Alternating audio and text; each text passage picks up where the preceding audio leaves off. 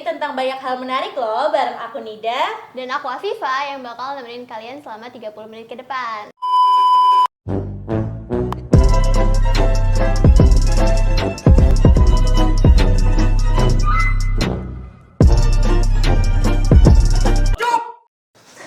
Oh iya, ngomong-ngomong soal olahraga nih, kamu tuh suka olahraga apa sih? Aku nggak ada olahraga spesifik yang aku suka sih, tapi karena aku suka main air nih, jadi aku suka berenang. Kalau Oke. kamu? Kalau aku pribadi, aku juga sama, nggak spesifik gitu, tapi aku suka ikut ekskul gitu, olahraga, terus olahraga basket, olahraga berenang, sama karate. Oh, Oke, ngomong-ngomong soal olahraga nih ya, hari ini kita bakal bahas olahraga yang nggak biasa loh. apa tuh? Kita bakal ngobrol-ngobrol bareng sama seorang atlet catur. Nih guys, dengan tamu istimewa kita. Kak Sumardi. Halo Kak. Iya. Di episode kali ini kita tuh seneng banget loh, kita bisa berdiskusi atau ngobrol-ngobrol nih sama Kak Sumardi yang seorang atlet catur. Tanpa basa-basi langsung kita tanya-tanya. Oke. Halo Kak, selamat pagi. Iya, pagi. Mbak gimana Nida, nih, Mbak Gimana nih Viva. Kak kabarnya? Alhamdulillah baik. Oke. Langsung kita tanya aja nih, awal kakak bisa main catur tuh gimana sih? Awalnya itu biasa main sama teman-teman. Waktu dulu kan belum ada HP ya. Waktu tahun 2005 itu masih main sama teman rumah di pos ronda itu main catur. Terus kebetulan nggak lama dari itu ada kejuaraan antar SD se Kabupaten Bogor. Nah, sama sekolah dikirim lah di situ. Oh, dari 2005 ya 2005, betul. Berarti udah lama banget ya. Udah 19 tahunan berarti ya. Wah. Sekarang nih kan udah 19 tahun ya kak. Iya, Sekarang masih sering ikut lomba-lomba atau punya kegiatan yang lain? masih cuma agak jarang, nggak seperti dulu. Paling satu bulan satu kali ikut turnamen. Kalau dulu satu bulan bisa nyampe 4 kali. Sudah agak berkurang. Punya kesibukan lain ya berarti Iya, sekarang. betul. Oh ya, kakak tuh punya role model gitu nggak sih yang bikin kakak tetap mau jadi pencatur? Ada mau zaman kapan nih? Zaman sebelum kemerdekaan? Boleh Zaman pertengahan apa zaman awal sekarang? kakak termotivasi Oh. sampai atau yang sekarang juga boleh. Dulu ya, awal pertama ikut catur itu sama Pak Utut Adianto. Oh. Iya, dia itu pecatur nomor 1 di Indonesia. Dia sekarang itu di DPR, anggota DPR, Pak Utut itu. Mainnya bagus, alot, kuat. Kalau sekarang Kalau sekarang ada Novendra Priasmoro. Dia masih aktif juga. Iya, di Masih- Indonesia ya. Kalau di luar ada namanya Magnus Carlsen. Dia juara dunia sekitar 10 tahunan dari 2013 sampai kemarin 2023. wah lama juga ya. Dia sampai mengundurkan diri dari kejuaraan dunia karena sudah nggak ada lawan. Mungkin dia merasa udah semua lawan udah kalah gitu. Jadi Wah. saking hebatnya jeniusnya itu, dia bisa menghafal 10 ribuan posisi catur itu. Jadi kita tinggal menunjukkan posisi catur, dia hafal. Ini tuh siapa lawan siapa, dimainkan di mana, tahun berapa gitu. Wah, hebat juga ya berarti dia. Nah, Sobat Pobers, ada nggak sih kalian yang sama role modelnya sama Kak Ardi? Kan kita udah ngomong tentang role model nih. Ada gak sih pencapaian kakak selama ini yang paling berkesan? Yang paling berkesan waktu masih menjadi mahasiswa Gunadarma nih dulu. Wah, alumni juga ya. Iya, dulu itu kuliah di Gunadarma tahun 2012 sampai 2016. Waktu itu kejuaraan antar mahasiswa se-Asia Tenggara tahun 2014 di Malaysia. Jadi banyak dari Singapura, Malaysia, dari Filipina, India, dari Libya juga ada.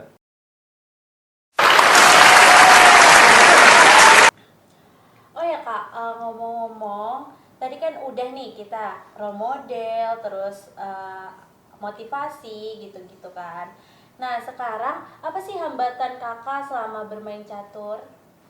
Hambatan paling kalau bentrok sama ujian sih. Waktu masih SD, ujian nasional. Kalau kalau kuliah mungkin pas ujian utama ya, ujian utama. Iya. Kalau bentrok dia, jadi kita itu harus izin dulu. Terus paling susulan sih. Susahnya di pendidikan ya Iya, berarti. untuk bentrok. Kalau untuk sekarang Kalau untuk sekarang bentrok banget bentrok dengan pekerjaan, bekerja. Jadi nggak bisa full time di catur. Oke.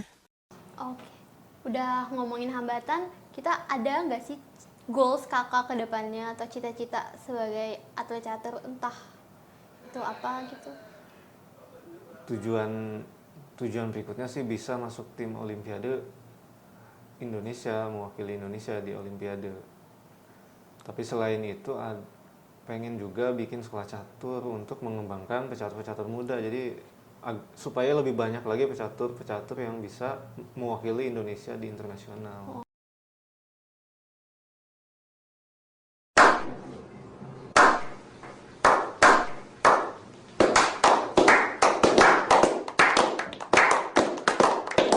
Wah, tapi di pendidikan selama kakak bermain catur Iya. nih, di pendidikan tuh agak mengganggu gitu atau terganggu nggak? Enggak sih, asal bisa kita komunikasi dengan dosen, dengan teman. Oke. kalau misalnya kakak mau ada lomba nih, apa Iya. aja sih persiapan yang kakak lakuin itu? Yang pertama itu fisik pasti ya, jogging 1 jam minimal tuh setiap hari ya, pagi-pagi jogging setiap hari. Dan yang pasti sih persiapan teknisnya ya, latihan. Keren banget ya. Iya. Tapi apa sih ngaruhnya jogging terhadap bermain catur ini? Main catur itu kan duduk ya, jadi duduk itu bisa sampai 4-5 jam itu. Oke. Nah biar otot-otot badan ringan pas main, terus oksigen juga ya. Jogging itu bagus untuk kepernafasan. Jadi kalau oksigennya cukup, otak juga bisa berpikir. Jadi bisa menemukan langkah-langkah bagus saat main. Kalau ngantuk itu susah menemukan.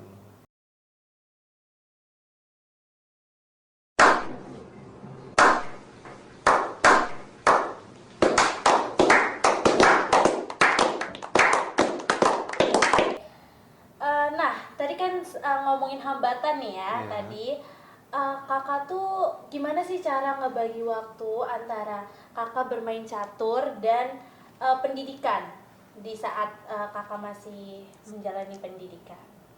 Prioritasnya aja sih. Jadi kalau pas lagi turnamen kan nggak selalu ada turnamen besar ya. Jadi kalau pas lagi turnamen mendekati baru lebih fokus 70%-an fokus ke catur dulu. Tapi kalau lagi nggak ada turnamen dalam waktu dekat, ya pendidikan lah, di 70% ke pendidikan.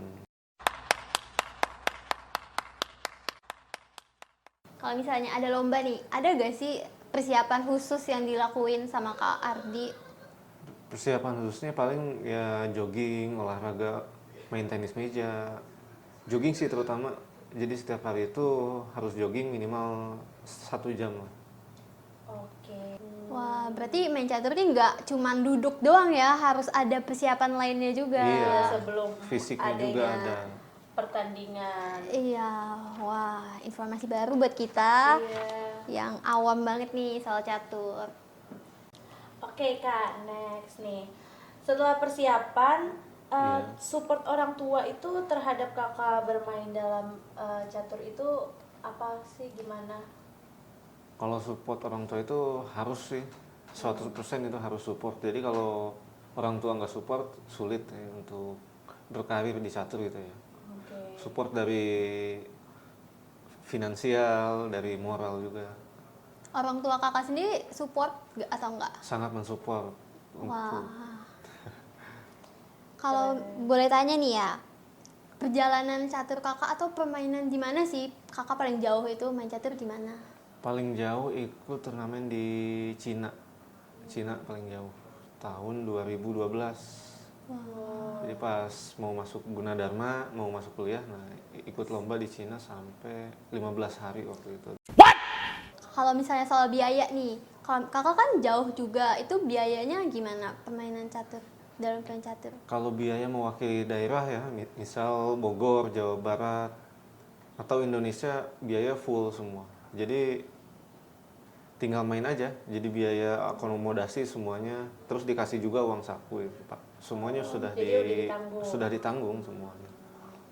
Setelah bahas tentang biaya nih ya Kak, benefit Kakak selama menjadi atlet catur tuh apa aja sih? Benefitnya pasti sih pas juaranya itu dapat uang, pasti itu. Yang kedua bisa buat beasiswa juga. Nah saya sendiri kuliah di Gunadarma ini beasiswa full, full 100%. Dari semester awal sampai Iya, akhir? dari semester 1 sampai semester 8. Sampai PI kalau sampai 8. Sampai 6. Ya. Jadi Gunadarma itu salah satu paling support ke catur di Indonesia ini ya. Universitas Gunadarma itu lebih dari 20 tahun kayaknya. 30 tahun malah. Lebih dari 30 tahun support ke catur.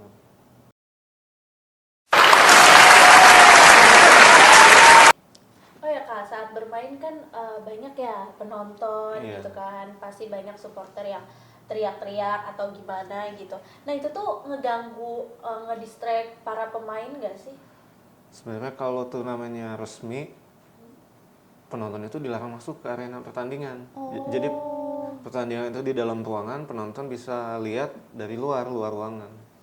Jadi nggak Oh, jadi yang di dalam ruangan itu pemain aja? pemain dan wasit. Jadi penonton itu di luar ruangan biasanya. Cuma bisa lihat lewat jendela atau dari layar ya ada infocus gitu. Oke. Nah, selanjutnya pernah nggak sih di suatu pertandingan ada kecurangan gitu? Kalau saya sih alhamdulillah belum pernah ketemu yang curang ya. Oh, oke. Tapi ya pasti ada lah kecurangan itu. Tapi di luar negeri ada yang sampai dia di banned seumur hidup, nggak boleh ikut turnamen. Dan Karena- dicabut gelarnya dia itu dicabut karena curang. Wah. Curang itu ya pakai HP. Jadi posisi di papan, terus di Yang HP. ngeliat taktik Ngelihat di HP itu jadi kita itu berasa lawan komputer gitu. Jadi posisinya jadi langkah-langkahnya itu komputer. Wah. Ngomong-ngomong soal catur nih, di depan kita kan ada catur. Boleh gak sih Kak kenalin apa aja sih di dalam catur Nah, itu? iya, betul banget. Kan pasti penonton di rumah nih pada nggak tahu nih kan. Ini tuh namanya apa gitu. Iya. Dalamnya juga boleh Kak kalau nggak tahu gitu ya. Cara mainnya putih melangkah duluan. Jadi semuanya pas putih melangkah duluan. Diawali oleh putih Iya. ya. Ini tuh ada apa aja jadi Kak? Kan ada banyak nih. Ini yang paling berharga, raja. Dia raja itu nggak bisa dimakan. Raja itu cuma bisa di skakmat. Terus di sebelahnya ada menteri. Nah, menteri ini perwira yang paling kuat. Dia langkahnya bisa seperti benteng atau seperti gajah. Terus ada gajah 2. Gajah ini ada gajah warna petak hitam dan petak putih. Jadi gajah itu punya jalurnya sendiri nih. Gajah putih nggak bisa lompat ke petak hitam sampai pertandingan selesai. Petak hitam dia jalurnya di petak hitam terus miring diagonal. Terus ada benteng yang jalannya lurus ke depan, ke samping, ke belakang. Terus ada kuda. Nah, dia itu langkahnya spesial, beda dari yang lain. Kuda itu kalau kuda itu kalau di petak putih dia cuma bisa ke petak hitam. Ada 8 petak. Langkah itu seperti huruf L. Dan kuda ini bisa lompat, bisa melewati perwira lain. Jadi kalau gajah itu kalau ketutup pion dia nggak bisa tembus di jalurnya itu. Tapi kalau kuda bisa. Kalau kuda bisa. Jadi kuda meskipun dikelilingi perwira lain, dia bisa lompat keluar. Bisa lompat, namanya kuda. Iya ya. Nah, kalau yang kecil-kecil ini apa nih, Kak? Nah, yang kecil-kecil ini namanya pion, ada 8. Pion itu cuma bisa maju, Oh, nggak bisa mundur. Pion itu pemberani. Pemberani, sekali maju, pantang mundur lagi. tapi kalau majunya tuh ada kayak batas berapa kotak Nah, gitu, itu kalau kalau langkah pertama dari posisi awal ya, dia itu bisa melangkah sekali dan 2 kali. Jadi, tapi kalau dia sudah jalan, dia nggak bisa melangkah 2 kali, cuma bisa sekali. Oke. Sampai petak paling jauh. Nah, kalau pion ini kalau sudah ada di petak paling jauh, dia bisa promosi namanya. Bisa diganti dengan perwira selain raja. Jadi semua pion ini bisa promosi, ini bisa jadi menteri nih. Oh. Pion ini. Iya. Buat kalian nih yang punya cita-cita jadi atlet, jangan lupa untuk terus latihan dan pantang menyerah ya. Betul banget nih, karena usaha itu tidak mengkhianati hasil loh guys. Nah, selama kalian ada kemauan pasti deh ada jalannya guys. Oke, segitu dulu kali ya kita ngobrol-ngobrolnya.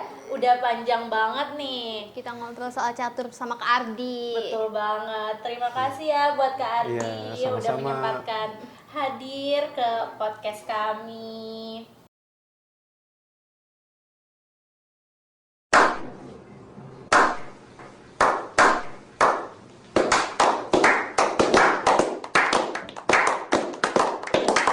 Aku Afifah. Aku Nida. Sampai ketemu lagi di lain kesempatan. Bye bye sobat Pober.